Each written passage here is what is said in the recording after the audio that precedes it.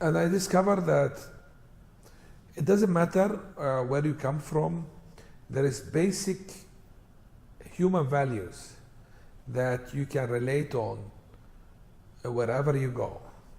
And if you use these values in your movie, even though the situations are different than anywhere else, still people can relate themselves to our story because the values are the same. One of the important values that we all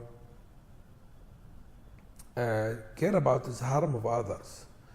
That you don't do to others what you don't want them to do to yourself. And for example, or honesty. People are very like, whatever you want, they love honesty. They don't like lying. Most of people, let's say, most of cultures. And all these things, if you, and for example, love also is an universal theme. Wherever you go, you have this attraction between man and woman, or between two lovers. Fighting injustice, wherever you go. If there been injustice that been done to you or to others, you want, especially in movies, that you will stand and resist.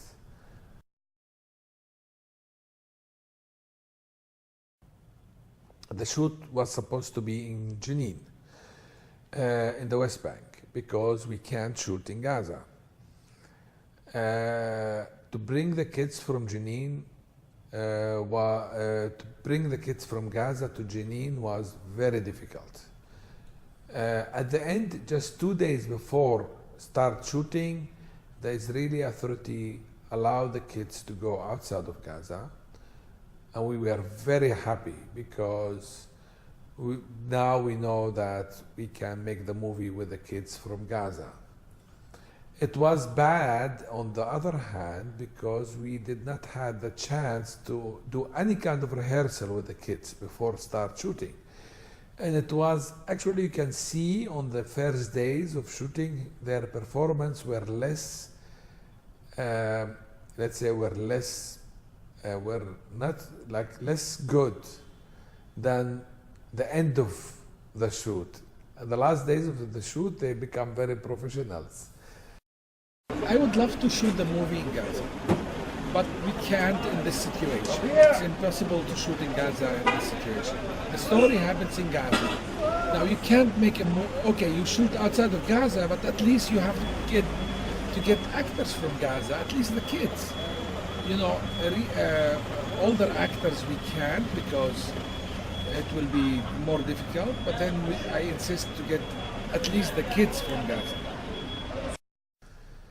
Yes, I noticed immediately from these kids that they are different than other kids I know from the whole world.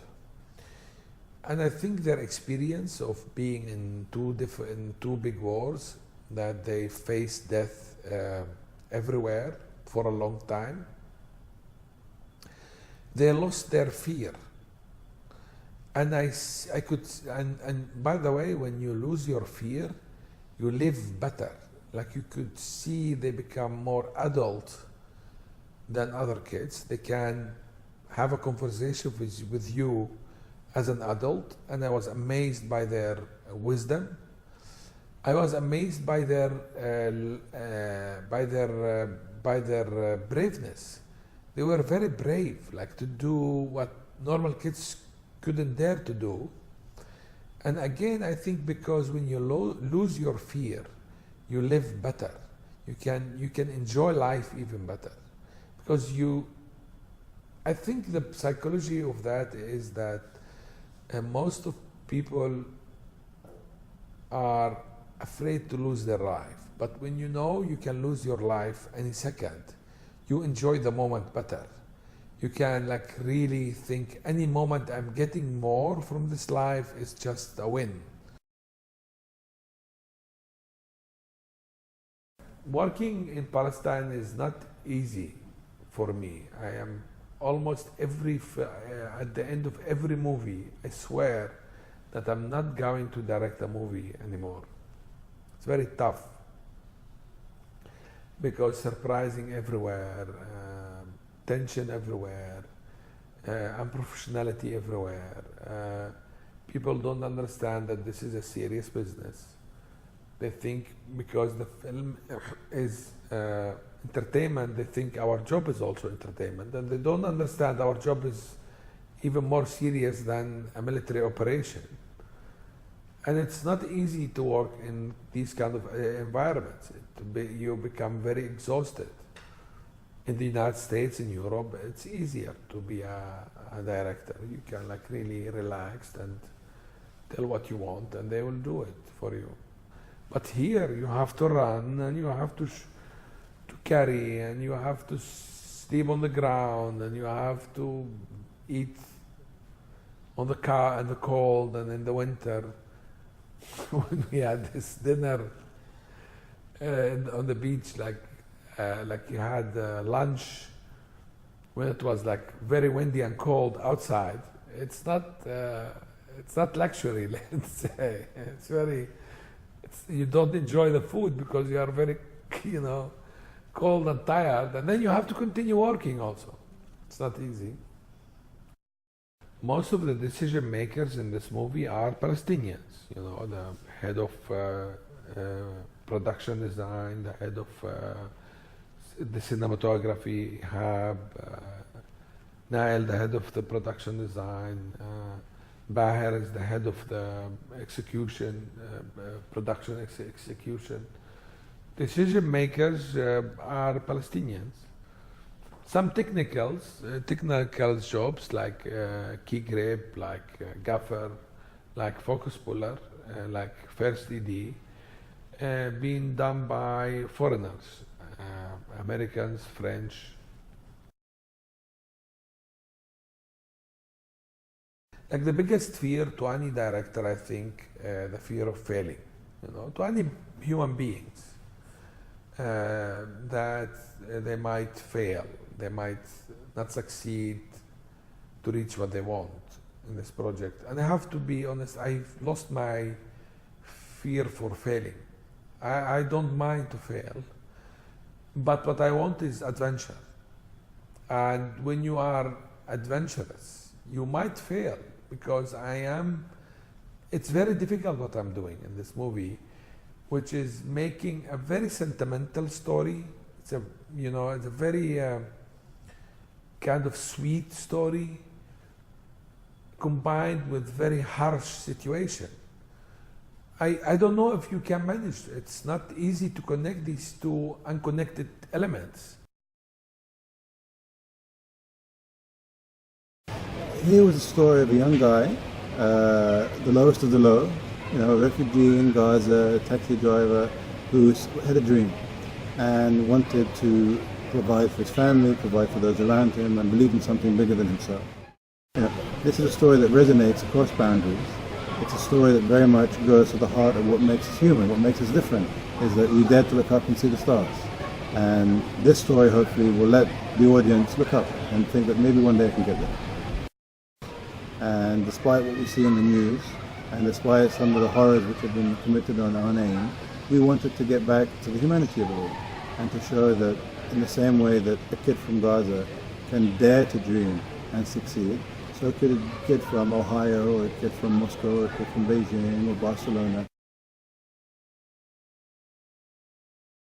It's rare to have an opportunity when you can marry the perfect filmmaker to the perfect subject material, and we have that with Hani.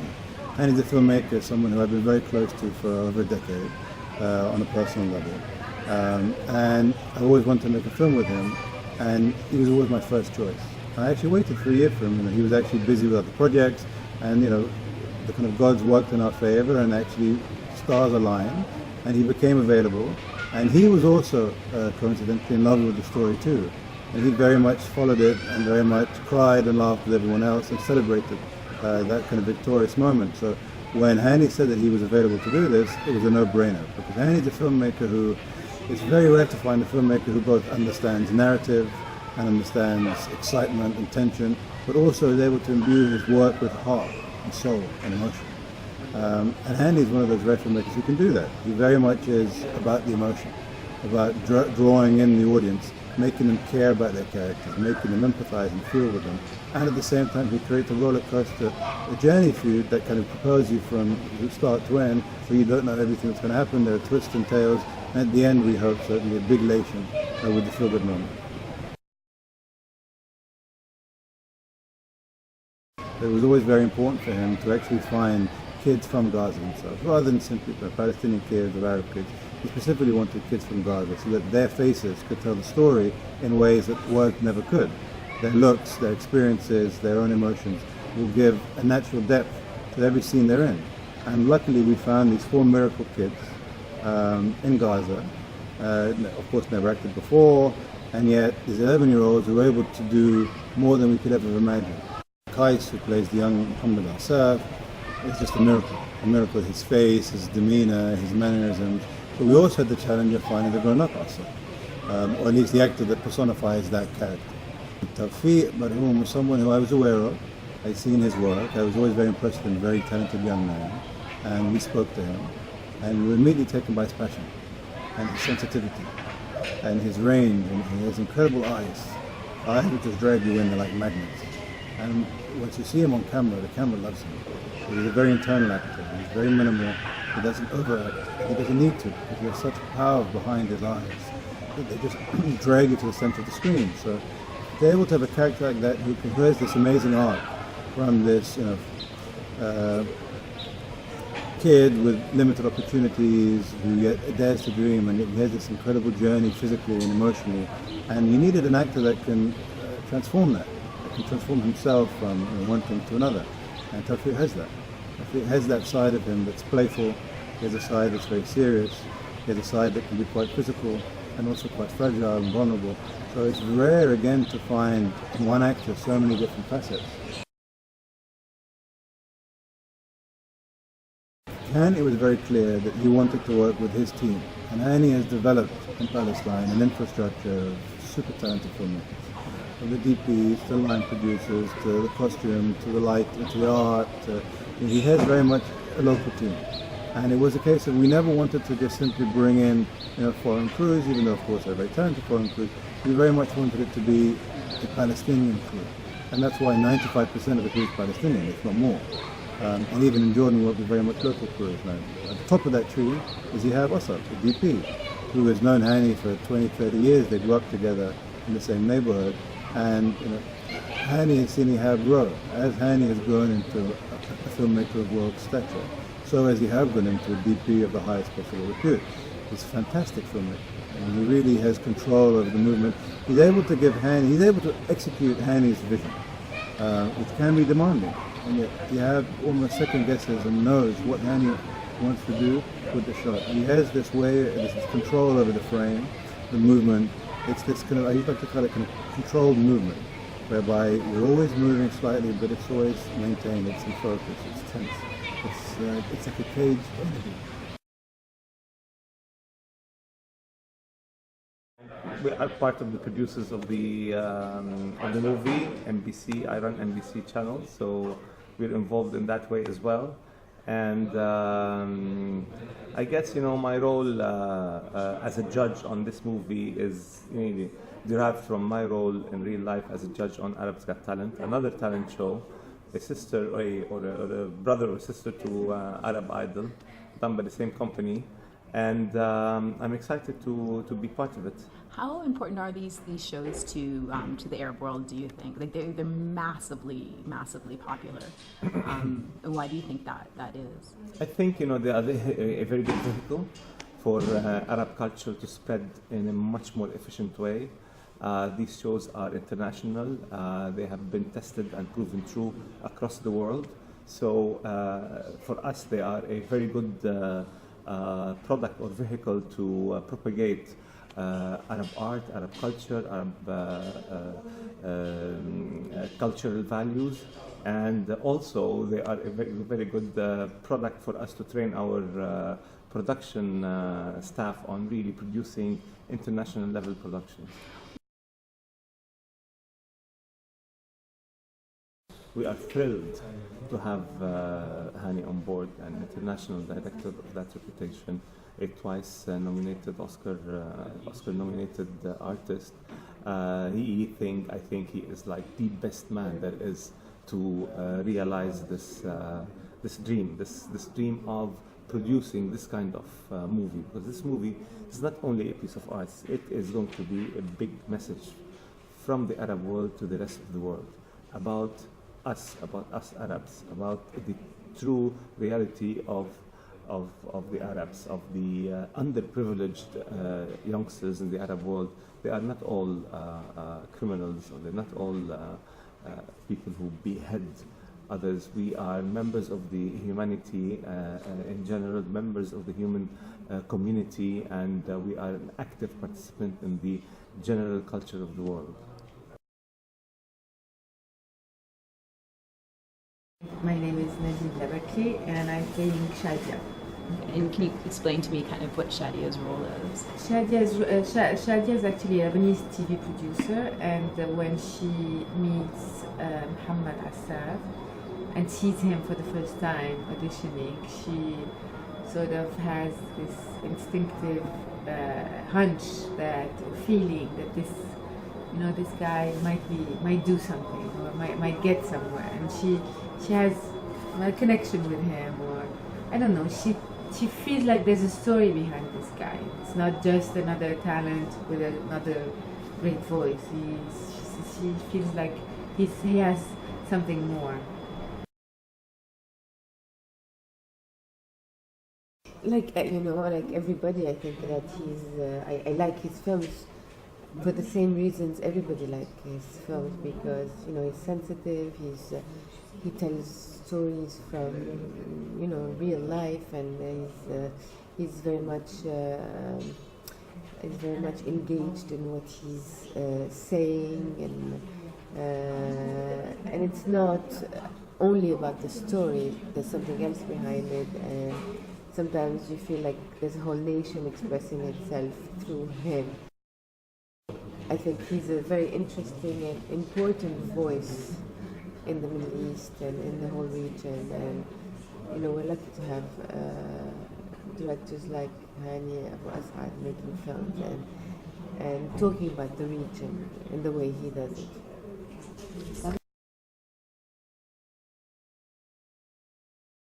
بينفع يعني صوت واحد من فلسطين يطلع برا البلاد.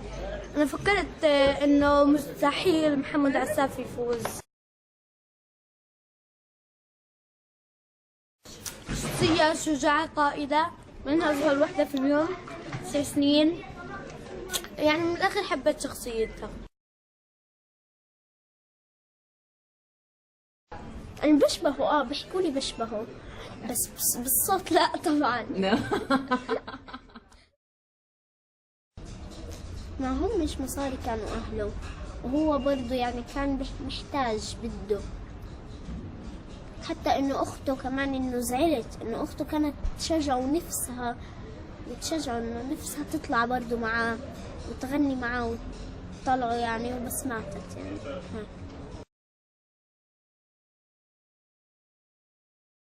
Muhammad Assaf, there's one, and you can't replace him. I can't act him, I can't imitate him, I can't do anything. I can try and deliver a Palestinian kid life in Palestine. That's what I can do. But the pressure is from a different aspect, from the aspect which we're talking about, which is Mohammed Assaf is a really big icon for Palestinians, and not only for the Arab world. And it's not easy. But bottom line, when I thought about it for days and days, and I was like, how am I gonna hold this thing? I said, I need to let it go, because you can't control everybody. You can't please everybody. You need to please the emotions in the picture. If you get the audience from a frame to frame till the end, you succeeded. He called me at, it was 11 p.m. and he was in the middle of a complicated shootings, and I was sensing that and hearing that. Hey, Tawfiq, come, are you coming? Come today, okay, bye. And that's it. That was the yes, you know, because we didn't have much time, so that's the experience of getting this part. Maybe I'll realize it after the movie, but no, I didn't have much time. The script is written straightforward, and the only thing I needed to know from Hani and he needed to know from me, if we understood each other, if I understood what he wants to deliver. But the whole process was like really easy of preparation, because we can understand each other really fast. I mean, after even the shootings themselves, you can see me and Hani, like it's a cut and we need to do it again. We both know that what is the mistakes, what we need now, which we didn't have from the previous take.